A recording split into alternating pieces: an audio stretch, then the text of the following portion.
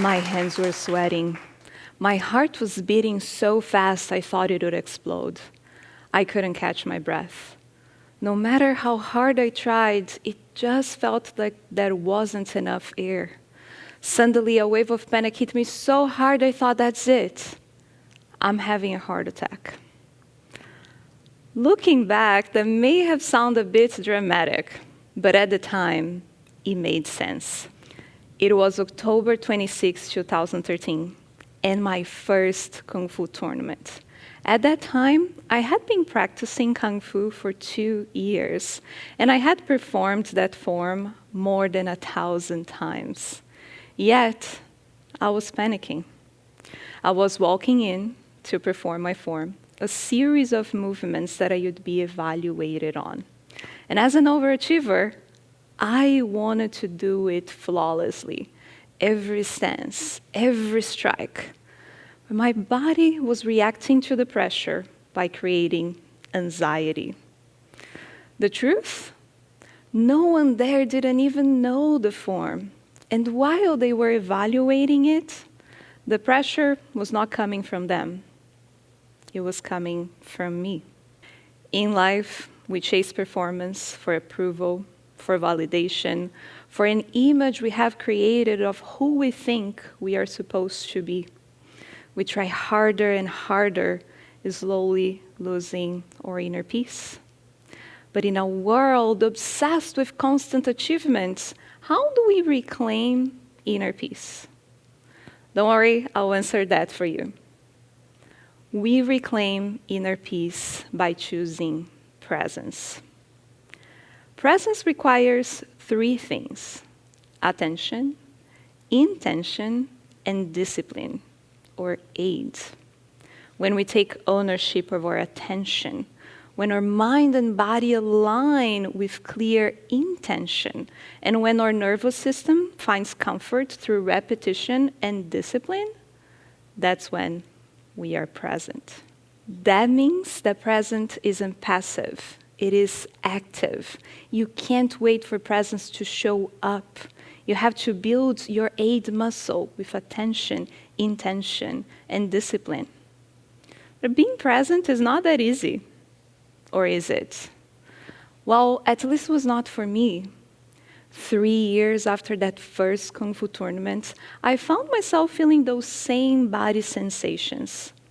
My heart was pounding, chest was tightening, breath was shortening, except that this time, I was not in a Kung Fu arena. I was in New York City. I had just graduated from an MBA program, and I was consulting for the biggest retailers and CPG manufacturers in the world. I was living what many would have called the dream. But inside, I was unraveling. I would binge eat. I would keep chocolate in my purse as a coping strategy. I would work until 2 a.m. I would smile in meetings but cry in my way back home, sometimes even in the subway. Eventually, all that inner chaos got me to the ER with a panic attack. In the aftermath, I did everything I could to fix myself. I studied neuroscience, practiced mindfulness, read books, took courses, sat in silence. But even with all that knowledge, I realized that something was missing. And what I was missing was to take a stance for myself, to choose presence over anxiety, and not allow my emotions to dictate how I felt or who I was becoming. Years later, I help people find presence, not by avoiding pressure, but by learning how to stay centered, how to hold their ground just like a martial artist. In Kung Fu, before we learn how to strike, we learn how to stand. We learn a fundamental stance that's called the horse stance. Let me show you. You lower your body, bend your knees, straighten your spine, arms are out, and you hold.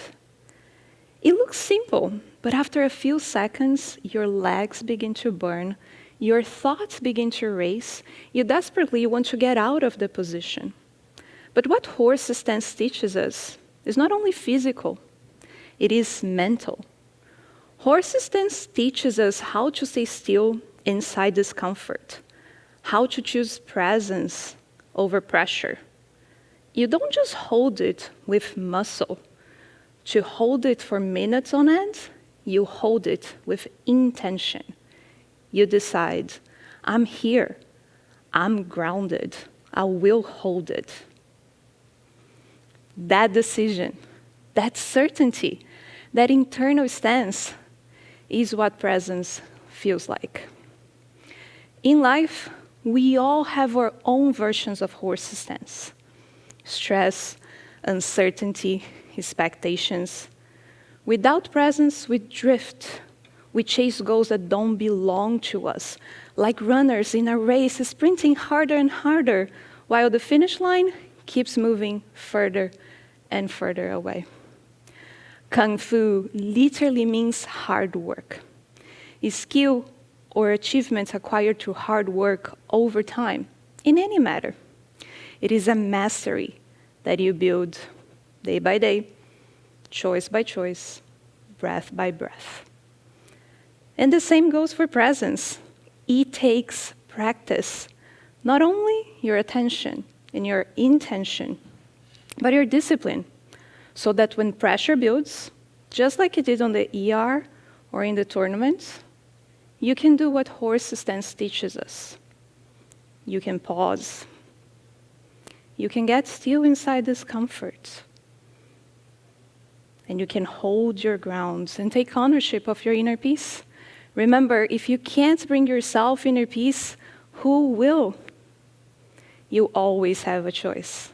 You can react, or you can redirect your attention and your intention back to your breath, your body, your presence. The demands of the world won't stop, but you can. You can take a stance, and by choosing presence, you can reclaim your inner peace. Thank you.